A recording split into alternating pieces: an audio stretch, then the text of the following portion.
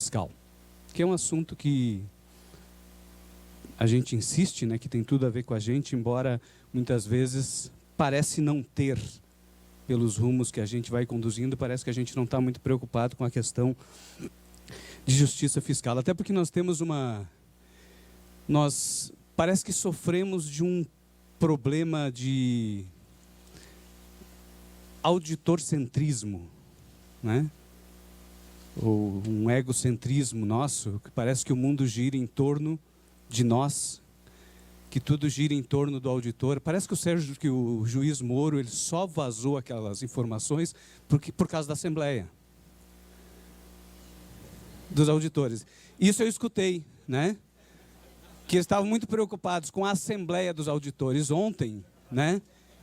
E aí resolveu, não, vamos botar isso aqui na mídia, pelo menos para ofuscar um pouquinho, né, a decisão importante que tomamos ontem e que estamos tomando, que pode mudar, sinceramente, pode mudar o país, por incrível que pareça. Quando a gente abre mão de lutar por uma sociedade melhor, isso pode mudar o país.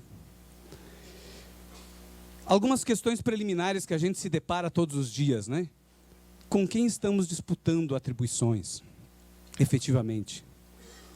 Né? Quem é que é o nosso algoz em relação a atribuições? Quais atribuições estamos disputando?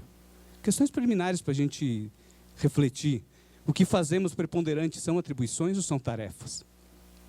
Entrando dentro já, né, do que o Lettieri colocou aqui, de que faz parte do processo dividir aquilo que são atribuições em pequenas tarefas para que se possa medir.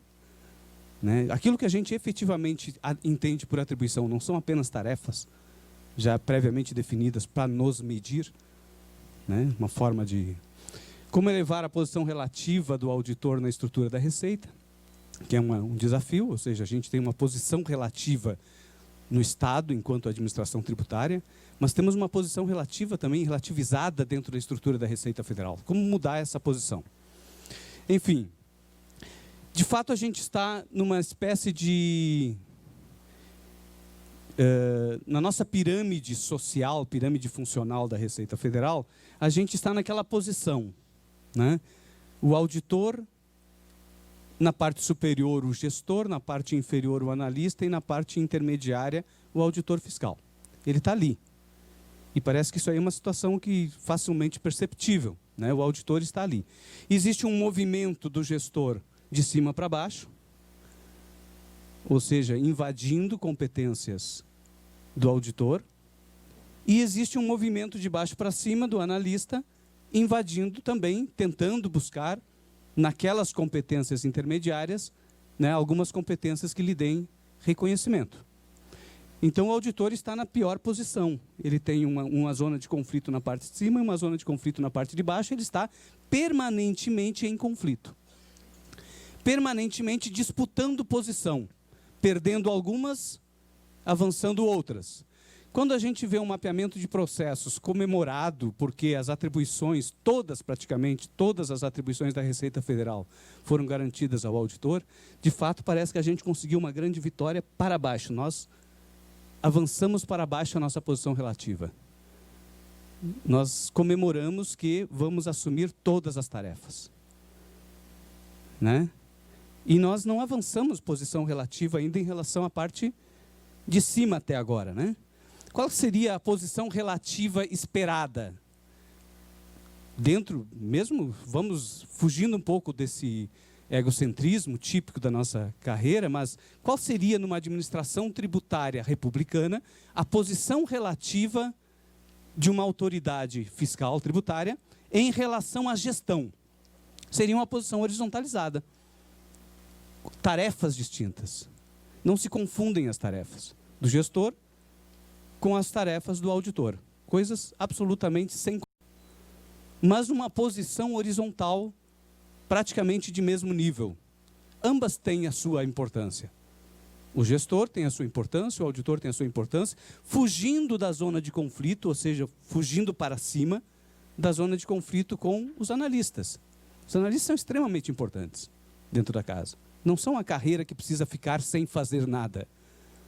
Até porque não é republicano a gente pagar um salário, né, alto para um cargo e tirar as tarefas. Né? Avocar deles as tarefas. Retirar deles. Assim como não seria republicano e não é, o gestor avocar tarefas do auditor. É a mesma coisa.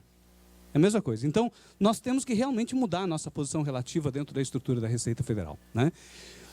O Lettieri estava colocando na palestra dele todos os estudos que existem sobre a questão do novo gerencialismo, e de fato a gente pode analisar todo esse contexto em cima de uma questão de propósito, né, de objetivos. Efetivamente, para que serve esse modelo?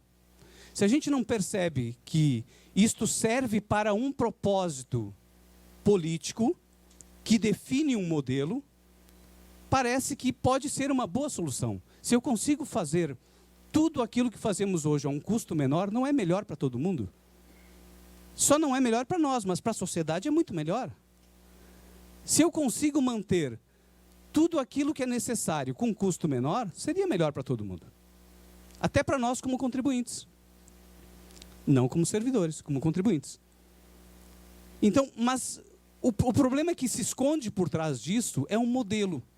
Né, o Ramió Matas, Carle Ramió Matas, que é um espanhol, que ele escreveu também sobre o gerencialismo, sobre a nova gestão pública, e ele tinha uma frase interessante, tem uma frase num artigo que é interessante, que é o como definindo o quê. Primeiro, eu construo toda uma estrutura de um novo gerencialismo, uma nova gestão pública, eu adapto toda a administração pública para um novo modelo, mas que, no fundo, o que eu quero não é isto. O que eu quero é mudar a configuração do Estado. O que eu quero é transformar aquele Estado num Estado mínimo. Eu não escolhi primeiro o modelo do Estado, eu escolhi primeiro o como. Eu primeiro transformo a administração pública de tal forma que eu não tenho outra solução que não seja um Estado mínimo como consequência. Então, no fundo, o que estamos construindo ao longo do tempo, desde que começamos a implementar na administração pública esses modelos gerencialistas, é a construção paulatina daquilo que chamamos de Estado mínimo neoliberal, Estado, aquilo que o professor Eluane colocou ontem aqui, né, do Estado onde meia dúzia de cargos são públicos e o restante tudo será cargos privatizáveis, né, mandados para o setor privado, enfim. Então, é este o modelo que se constrói a partir dessa nova gestão pública. É este modelo que se constrói a partir dessa implementação dentro da administração tributária também de um modelo voltado, de um modelo praticamente pautado em cima de condicionantes que vêm do setor empresarial. Né? Como reagir? O que nós colocamos sempre como pauta sindical e como pauta da categoria é a nossa condição de autoridade, como se a nossa condição de autoridade fosse o elemento mais importante para definir um retorno em termos de valorização. No fundo, o que nós queremos é bons salários. É isso que todo mundo quer. No fundo, o que todo auditor quer é ganhar bem. E vislumbra que, para ganhar bem, precisa ser reconhecido como autoridade. Então, ser autoridade não é o primeiro objetivo. Ele é uma necessidade para que o primeiro objetivo, o objetivo original, que é de ganhar bem, se concretize. É isso que se construiu no nosso senso médio, né? Nosso senso médio. A gente não está analisando a questão de ser autoridade a partir de um ponto de vista de concepção de Estado. A partir de um ponto de vista de um modelo de Estado que nós defendemos ou um modelo de sociedade que nós queremos defender. Não, nós estamos construindo uma concepção de autoridade em cima de um objetivo privado nosso de ser bem remunerado. O problema é que quando a gente só se pauta nesse objetivo, a gente não consegue se constituir como autoridade e nem consegue ser bem remunerado. Porque a gente perde a referência. Quando a gente fala de autoridade, aí o exercício que eu gostaria de propor aqui é um exercício de tentar sair um pouquinho de dentro da Receita Federal e perceber a concepção de uma autoridade a partir de vários outros pontos de vista. Né? Qual é os pontos de referência que efetivamente importam, né, para a gente ser, no futuro, considerado, ou que a gente possa ser reconhecido como uma autoridade de Estado? Ora, nós temos que levar em consideração que nós enxergamos o atributo à autoridade a partir de um ponto de vista comprometido. Primeira questão, nosso ponto de vista, ele é parcial. É um ponto de vista de categoria que enxerga na autoridade um caminho para ser bem remunerado, ser valorizado e bem remunerado. Mas existem outros pontos de vista. Da Receita Federal, qual é o ponto de vista da gestão em relação ao auditor fiscal? Nós, quando assumirmos ou quando assumimos funções de gestão, o Rachid assumindo função de gestão, qual é o ponto de vista dele em relação ao papel do auditor fiscal como autoridade? Qual é a função? Qual é o ponto de vista do governo em relação a esta autoridade tributária, autoridade administrativa, autoridade aduaneira? Qual é o ponto de vista do governo? E qual é o ponto de vista, que aqui está o mais importante, que a gente praticamente não cogita, que é o ponto de vista da sociedade? Para que serve para a sociedade que eu seja reconhecido como uma autoridade de Estado? Para que serve? Para a sociedade isso tem alguma função? Se não tiver, esqueçamos. Esqueçamos, perde objeto. É ali que interessa. Se eu não consigo me justificar perante a sociedade a necessidade de que eu seja reconhecido como autoridade, então esqueça. Não adianta. Não adianta. Aí é só tentar passar no escuro, né, torcer para que ninguém veja e tentar ganhar algumas vantagenzinhas. Senão não adianta, né? Sinceramente, não é isso que eu quero para a nossa carreira, não é isso que eu quero para a minha vida, né? Eu acho que a gente precisa realmente se justificar perante a sociedade como uma carreira importante para a República, para o Estado. Bom, se a gente consegue perceber que existem vários enfoques, existem vários pontos de referência que a gente precisa considerar e cogitar para decidir se somos uma autoridade, que tipo de autoridade somos e que tipo de reconhecimento merecemos, portanto. Então, se a gente consegue fazer isso, nós também conseguimos construir um caminho para chegar até lá. Se a gente não consegue perceber isso, os caminhos serão sempre de hoje para amanhã. Tentar resolver um problema emergencial. Hoje o problema emergencial é o problema salarial, enfim, e está se resolvendo de forma emergencial sem a percepção, né, de que isso conduz a um modelo. Né? Conduz a um modelo. Nós, quando nesta campanha salarial, a nossa categoria majoritariamente está defendendo aquele modelo gerencial que o Lettieri também apresentou aqui, e que, no fundo, conduz à construção de um Estado mínimo.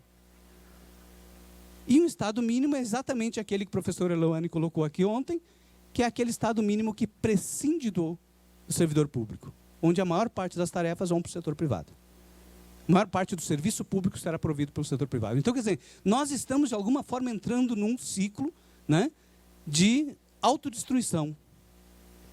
Se a gente não percebe que a gente pode ser o protagonista da resistência a esse modelo. Se realmente importa resistir a esse modelo. Né? A partir de dentro da Receita Federal, o reconhecimento de que nós sejamos uma autoridade significa um processo absolutamente doloroso para o administrador, porque significa descentrar e abdicar de poder para o administrador. Então, se ele aceita que a gente seja uma autoridade, ele aceita perder poder. Ninguém aceita perder poder depois de tê-lo. Né? Então, é um processo de disputa com aquele que tem o poder que não lhe pertence, né? O resgate de um poder, de uma autoridade, e não um processo de parceria. É um processo de disputa. A partir da categoria, sem dúvida, já falamos, é o fortalecimento e valorização, que no fundo é o melhores salários, né? É isso que a gente busca. A partir do governo, qual é a importância que o governo dá a uma autoridade fiscal tributária? Qualquer governo, independente da cor ideológica. O governo se responsabiliza, quando eleito, perante a sociedade, ele não se responsabiliza, ele não promete arrecadar. Ele não promete justiça fiscal, ele promete políticas públicas. É isso que o governo deve à sociedade. A sociedade é credora do governo em relação a políticas públicas. O que ele espera, portanto, da administração tributária? Garantir recursos para que ele consiga promover políticas públicas. Do ponto de vista do governo, é isso que interessa. Alguns governos mais progressistas podem avançar um pouco mais. Poderia dizer, não, eu também quero promover uma distribuição de renda. Eu também quero promover um sistema tributário mais justo, ou uma aplicação mais justa do sistema tributário, mas isso seria muito raro. O objetivo imediato de todo e qualquer governo é garantir os recursos necessários para poder cumprir aquelas promessas de políticas públicas. A relação do governo com a sociedade são as políticas públicas. Bom, o governo vai nos enxergar como o provedor desses recursos. E vai nos dar as condições para prover os recursos na quantidade necessária. Não é na quantidade ideal ou justa. É na quantidade necessária. Isso significa que, ao governo, normalmente, não é tão relevante o combate à sonegação. É relevante garantir a quantidade de recursos. Combate à sonegação tem um outro viés. Desde que a quantidade de recursos que eu consigo prover seja suficiente para aquele conjunto de políticas públicas, para o governo está atendido. Se para isto ele precisa me reconhecer como autoridade, me reconhecerá. Se para isso ele não precisa me reconhecer como autoridade, por que me reconheceria? Não tem sentido. Se não é necessário nos reconhecer como autoridade para garantir a arrecadação necessária para as políticas públicas, para que reconhecer? Se o reconhecimento da autoridade significa perder poder. Descentralizar poder, abdicar de poder. E, principalmente, aumentar o custo da máquina. Não tem sentido. A sociedade nem justificaria isso. Bom, a partir da sociedade, ponto de vista da sociedade. Para a sociedade, nós somos importantes porque arrecadamos? Não. Para a sociedade não interessa se a gente arrecada ou não. Não interessa. Para a sociedade, nós só seremos importantes, ou seríamos importantes, na medida em que a gente consiga proteger, promover segurança e justiça. Na sociedade, de forma geral, o que interessa é: a Receita enxergou aquela fraude do meu vizinho que está concorrendo comigo ou não? A Receita está presente diante dos fatos que ofendem a sociedade de uma forma geral, inclusive ofendem a plena concorrência, a livre concorrência, ou não? É isso que interessa. Se a Receita arrecada ou não, é o que menos importa. Isso importa ao governo, não à Receita, não à sociedade. Perante a sociedade, portanto, não adianta sair dizendo que nós somos responsáveis pela arrecadação. Isso não interessa. Para a sociedade, interessa nós somos a autoridade que vai promover o combate à sonegação, combate ao contrabando e descaminho, vamos promover a justiça fiscal, vamos garantir que, apesar das injustiças fiscais e tributárias que vivemos no país, a aplicação da legislação tributária vai se dar de forma justa.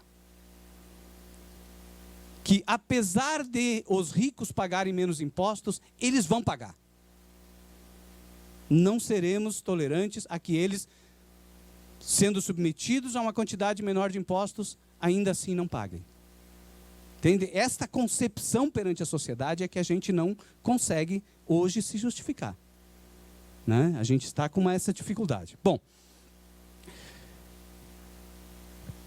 aí qual a relação que tem entre atribuições e autoridade? O que significa mesmo ser autoridade? Autoridade Estado. Acho que foi o professor Eloane também ontem que falou sobre a importância de a pessoa se reconhecer como servidor público e de a sociedade reconhecer a importância do servidor público, né? Ele falou isso de uma forma que o servidor público, ele assume um caráter diferenciado em relação ao setor privado. Ele é um servidor do público, ele serve ao público, ele está ali a serviço da sociedade. E por isso ele precisa ter o reconhecimento da boa-fé, da fé pública, né? E o reconhecimento da sua importância, e algumas carreiras o reconhecimento da sua autoridade. É a autoridade do Estado, ou seja, é o Estado, a sociedade, delegando a uma pessoa a aplicação, a determinação ou a efetividade da aplicação da lei. A autoridade, portanto, que nós somos, é aquela autoridade necessária para exigir dos outros o cumprimento da lei tributária e aduaneira. É preciso ter uma autoridade para exigir dos outros o cumprimento da lei? É, porque senão não se cumpre. Não se cumpre. A lei tributária é a lei que ninguém quer cumprir. Ninguém quer cumprir. Naturalmente, ninguém quer cumprir. Então, é preciso que exista uma autoridade. Essa autoridade precisa ser vestida com todas as prerrogativas de Estado, poderes de Estado ou não? Depende. Aí depende. Ninguém tem dúvida aqui que nós estamos trabalhando já há bastante tempo nessa concepção de que queremos ser autoridades e reconhecidos como autoridade. Inclusive, mudamos até vestimentas, né? Mudamos, né? Fizemos campanhas de mudança de indumentária, né, de entrar nos elevadores só com PIN, enfim, todo reconhecimento, uma forma de se reconhecer e exigir que os outros reconheçam como autoridade. E que isso nos daria, de certa forma, um reconhecimento interno dentro da casa de que nós somos importantes. Basta ser autoridade para ganhar bem? Não, né? Isso é o outro lado. Tem muita gente que ganha bem e não é autoridade, mas sendo autoridade vai ganhar bem? Ninguém tem dúvida de que um PM é uma autoridade. Um PM é uma autoridade. Até agente de trânsito é autoridade. E age em nome do Estado. Um PM age em nome do Estado, ele prende. Ele é uma autoridade, nem por isso ele ganha bem. Então não basta ser uma autoridade para ser reconhecido e não basta ser autoridade para ter boa remuneração. São outros caminhos para chegar lá, né? Para chegar a uma boa remuneração. Não basta ser autoridade. Ser autoridade pode ser uma condição. Também não é. Um advogado da União não é uma autoridade. Não é. Ele é um defensor da União. Ele não é uma autoridade. A autoridade é aquele que exige o cumprimento da lei. Ele não exige o cumprimento da lei. Ele defende a União. Mesmo descumprindo a lei, ele defende a União. Então, ele não é uma autoridade de Estado, como é um auditor fiscal, como é um policial, né? Como é um procurador da República. São autoridades que podem impor aos demais cumprimento da lei, né? Para quê que nós queremos ser autoridades? O que configura? Basicamente, o que configura um cargo público como autoridade é essa característica de poder agir ou de dever agir na defesa do Estado no cumprimento da lei, né? Fazer com que os demais cumpram a lei. É isto. Para que tipo de prerrogativas essa pessoa precisa ter? Depende da área que vai atuar. Um auditor fiscal da Receita Federal, para exigir o cumprimento da lei tributária, que tipo de prerrogativas ele precisa ter? Que poderes ele precisa ter? Depende de como ele vai atuar. Depende. Espera-se que um auditor fiscal, para poder fazer cumprir a legislação tributária de forma justa, de forma impessoal, que ele seja revestido com todos os poderes do Estado. Que exige o quê? Autonomia, poder de decidir, poder de definir o que fazer, que exige também respeito em relação ao que ele faz. O que ele faz está feito. Isso caracteriza a autoridade. Hoje, dentro das atribuições que nós temos, todas elas, lá na DES 593, o artigo 6º, qual daquelas atribuições nós temos?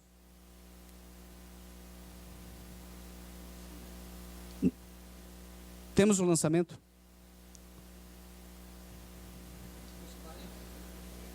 Alguém acha que nós temos a competência de fazer o lançamento?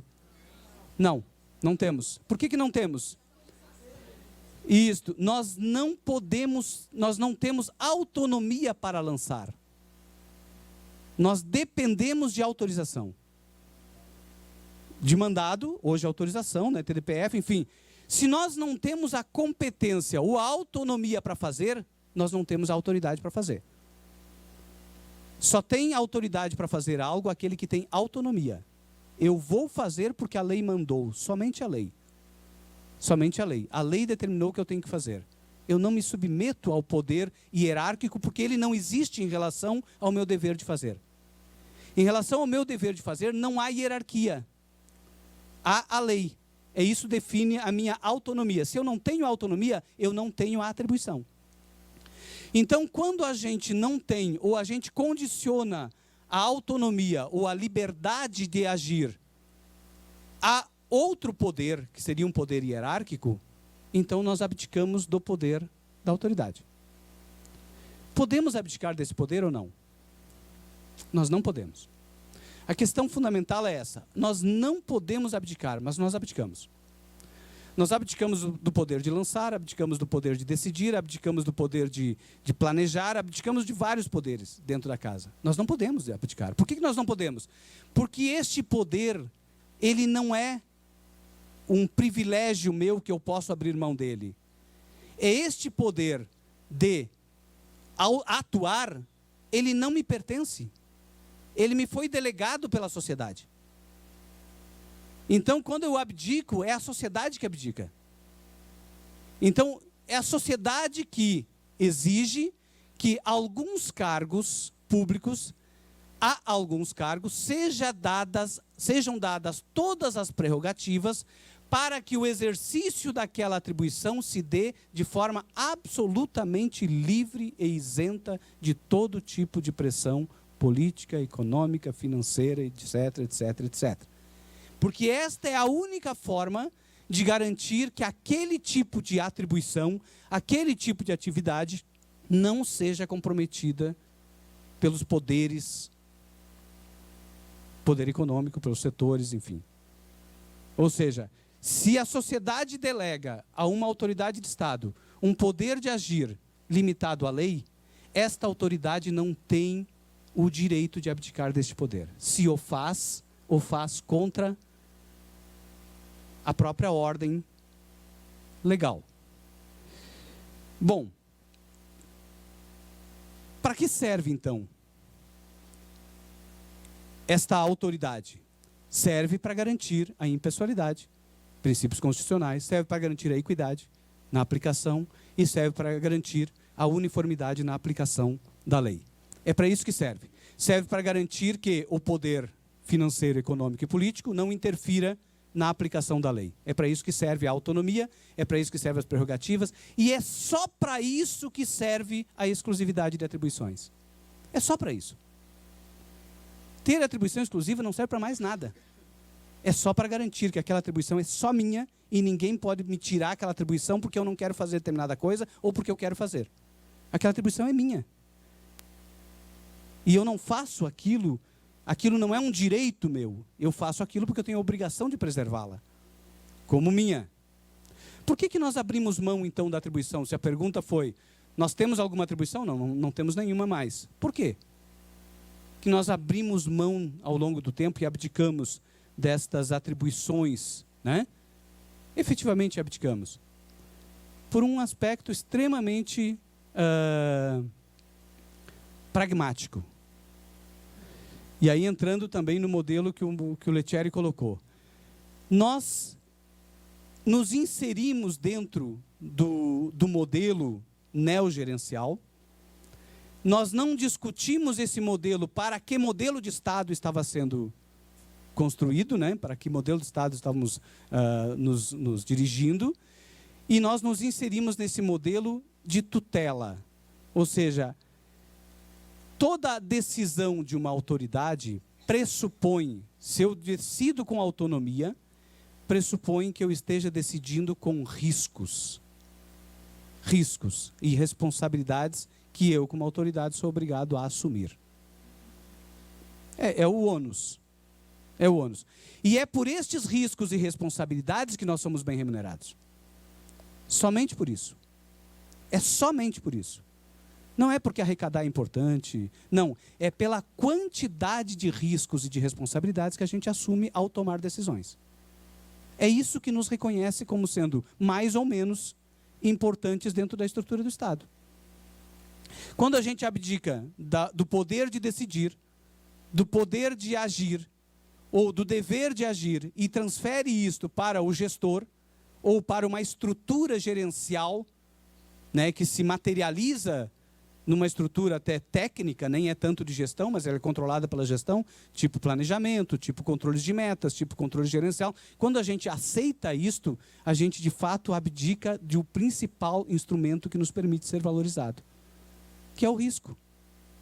Nós não queremos o risco. Nós queremos a tranquilidade.